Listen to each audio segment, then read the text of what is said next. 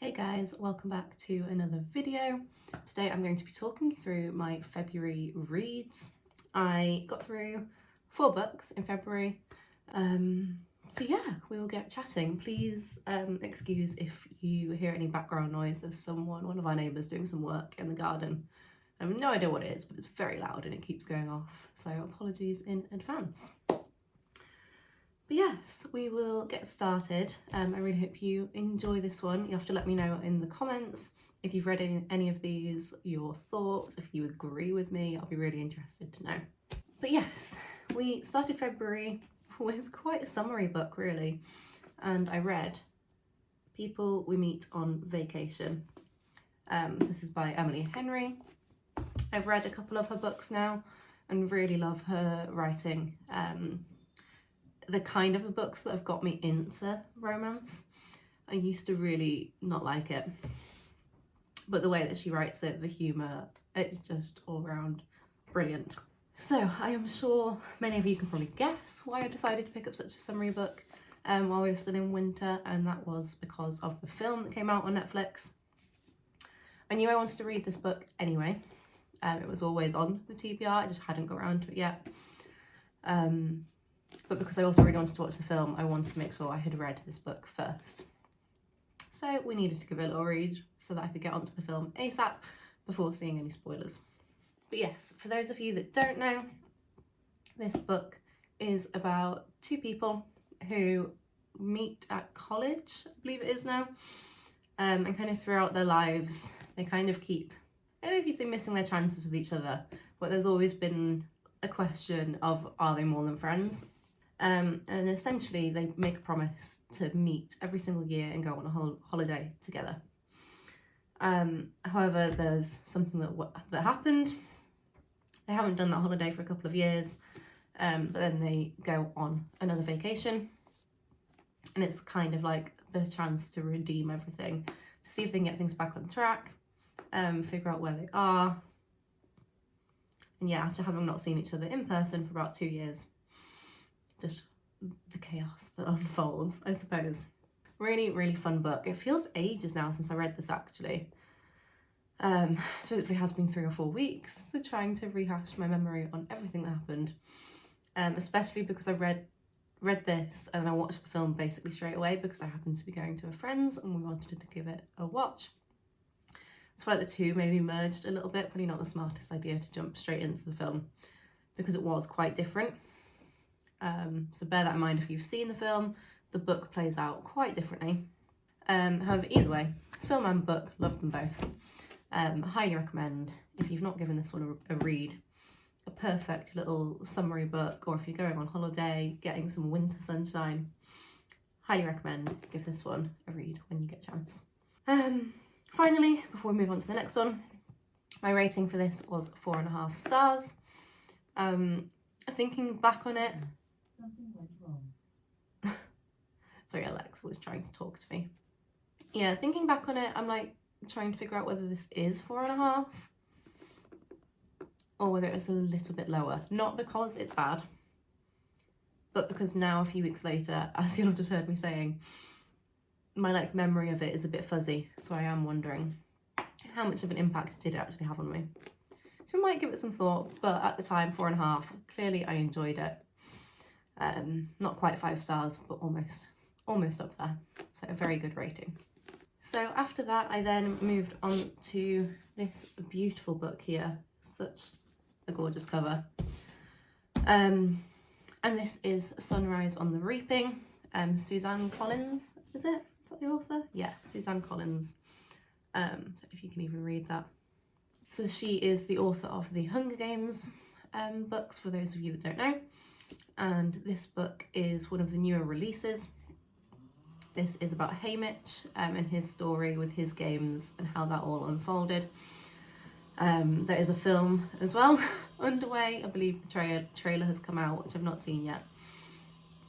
But again, it was a book I wanted to read before the film comes out. I'm so much a person that wants to read the book before seeing the film or the TV show. And yeah, I have loved all the Hunger Games books. The whole universe, I think, has been amazing. She writes these stories so well. And it was so interesting diving into Haymitch's story to see what kind of led to him being the character that he was in the main Hunger Games trilogy. So really, really interesting to get that viewpoint, and you've got quite a lot of characters in this book that appear later on. So really interesting to see what they were all getting up to at this point, whatever it was, 20 years previously, whatever it was. And yeah, it's just really not what you expect it to be honest. Yeah, just his games weren't as like straightforward as you might have thought, given that the rebellion doesn't happen until years later. So really, really interesting read. I actually only gave this one 3.75 stars though as a rating. It was really good, and I think as part of the whole universe, definitely give it a read to get this insight into the characters. But I think the actual plot in this specific book was somewhat lacking for me. I did really enjoy it. It was really good. I think although it was different storyline, different stuff going on, some aspects were just a bit... We've kind of already covered these topics in the other books. It was obviously, you were in the same universe. You're in the same, like President Snow is ruling. You've got the Hunger Games. Obviously different things can happen in the different games, but the general process of the games, the general way they play out is the same across all the books. So I think it was just the repetitiveness of some of the other stories that I just wasn't as gripped. I don't know if that makes sense. I feel like I'm rambling. But either way, I would recommend it 100% as part of that wider universe. If you've not read it yet, and I will also 100% still be going to see the film. My next book that I read, I don't have a copy of. It was lent to me by someone from work. This book was called Ask for Andrea, and it's by an author, please excuse this pronunciation, Noelle West Illy, I think is how you pronounce it. Not an author that I've heard of before. Someone from work had read this book, brought it in and really recommended it. They were asking us to read it ASAP. So I gave it a read. It's a very weird storyline, I'm not gonna lie. It was good, I enjoyed it. Like a thriller, I think it would be deemed as, in terms of its genre. Essentially the plot is there has been this serial killer who murdered 3 different girls, women, some of them different ages. And essentially they come back as ghosts, and it's kind of a ghost story, which is where it's a little bit weird. And basically the 3 ghosts manage to like find each other, and then they basically work out a plan to try and get this guy caught and get him sent to prison. But it was just a really, really weird book. It was really good in the sense of I was desperately wanting to know what would happen, how they were going to get together and succeed in this plan. But for me, it dragged on a little bit too much. Like, we had so much of the ghosts individually. It kept switching between perspective, by the way, so each chapter would switch to the other ghost. And I think we had a bit too much of that. And it was also just really creeping me out at points where after they got murdered and they were like with their dead bodies looking at themselves dead, it's just a bit weird. But then once it got to the point of like the story was going, they were trying to track him down, find a way to get him caught. When all of that started unfolding, it got really good. So the second half of the book, amazing. It was just the first half that I just found a bit... I understand that it was needed to kind of establish the characters, what was going on, set the scene, but it just dragged on a little bit too much for me. Really, really fast, easy read though. I literally read it in about 3 days, I think. It was just such a quick page turner. And I gave this one as well 3.75 stars after I finished reading it. As I've been saying, it was good. I definitely won't read it again. I can quite certainly say I'm not interested in reading it again. And if you're looking for a book, I would say give it a read if it sounds like the kind of thing you're into, but I wouldn't rush to read it. We'll leave that one there. So then finally, my book that I've literally just finished today. A little bit of a lie because it is the 1st of March today. However, I had about 50 pages of this book left yesterday, similar to the last video where like it ran into the other month. And I just want to class it as being mainly a February read. It's obviously fallen over into March ever so slightly. But the book that I have just finished reading is Divine Rivals. I don't know if this will focus for you. No, I don't know if that focused. But Divine Rivals by Rebecca Ross, which I've literally, as of about 20 minutes ago, finished this book. So we are doing quite a quick turnaround on talking about it. I have had this on my shelf for over a year. I have the next one as well. And there was something about them that I just wasn't getting drawn to. I think from what I'd heard, it was more romance than fantasy. And as I was mentioning earlier, I've not really been a big romance story person before. And the ones that I have been reading have been more rom-com rather than full-on romance. So I think that was all it was, why I wasn't picking these books up.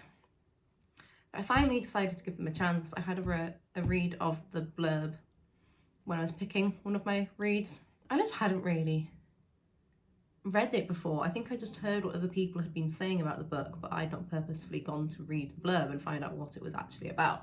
So yeah, learning that it was actually about a little fantasy world with gods and there's a war going on.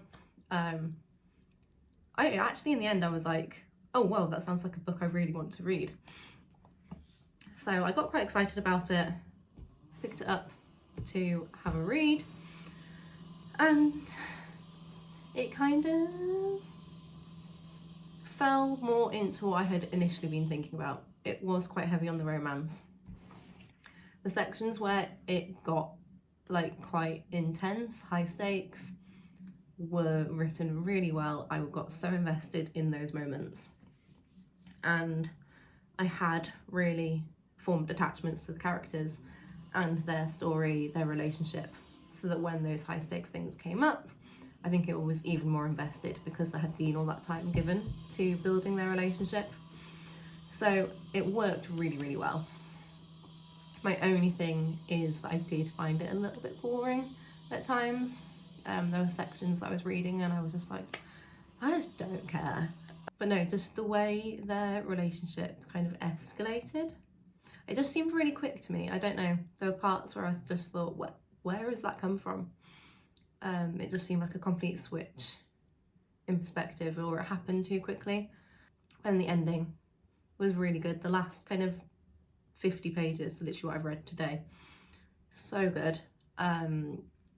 I somewhat guessed part of the twist, but I am now really excited to read the next book. So I did enjoy reading this. Again, I would recommend if it's your kind of thing, if you do like a book that's more heavy on the romance, give it a go. Spice levels, by the way, are like non-existent. For me, I don't know if I will read it again. I will definitely pick up book number 2. And depending how that goes, whether I think I will ever read this duology again. Right now, I think no. But we'll see on the basis of how that story all unfolds. So yeah, based on all of that, this is actually the lowest rated book of February. Again, I might change some of these ratings. I don't know whether, because this book, Divine Rivals, compared to Ask for Andrea, I think I preferred this. Like, this was a better story. I enjoyed it more. Whereas Ask for Andrea just kind of weirded me out and creeped me out. But Ask for Andrea had me gripped throughout the whole thing, whereas there were sections of this that I was bored. So I don't know. Might have a little look at the ratings and change them. But yeah, I have given Divine Rivals 3.5 stars on the basis that I had a good time. But it wasn't an up there amazing book for me at all. So yeah, that is my reads for February. Quite a nice little quick one actually. So yeah, hopefully March we might get through a little bit more, but equally I've got another busy month coming up and trying to read alongside work. Can't always get as much reading in as I would love to do. However, I am excited for some of the things on my shelf that I have to read. We are also getting into spring. Hence, I say the sunshine, it really has gone in now, but I can see a little spot of blue sky up there. We are getting into spring. The sunshine is on its way, hopefully. We'll be hopefully reading outside, getting tanned, enjoying all the lovely weather, and hopefully reading some lovely, happy books. I have a few little rom-com-y ones I'm really excited for to read in the sunshine because they're just screaming spring and summer at me. But equally, a few more fantasy books, a few more thrillers. I'm sure it'll be the continued mix of genres. So yeah, thank you so much for watching. I really hope you have enjoyed this one. As I was saying earlier, let me know if you've read any of these, if you've got similar thoughts or completely different thoughts. And yeah, if you can give the video a like, it really helps to support the channel. I'd be so appreciative. And if you're not already subscribed, please do so. Don't miss the upcoming videos. And I will see you next time.